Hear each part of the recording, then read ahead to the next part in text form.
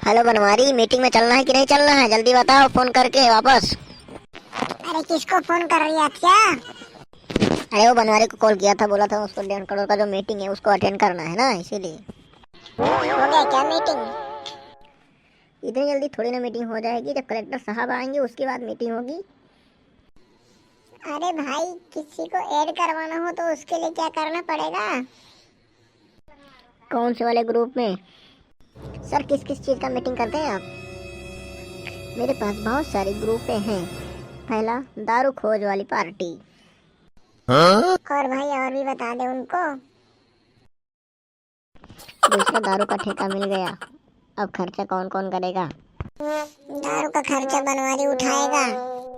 Sir एक beer मेरे लिए भी ले आना। अबे भिखारी, पैसे तो निकाल पहले। भाई प्लीज भाई, आपके पैर पड़ते हैं भाई, बस एक कैन मंगवा दे भाई, बस एक कैन, चिकना नहीं चाहिए भाई। ठीक है, पैर मत पड़ो, उठ चल।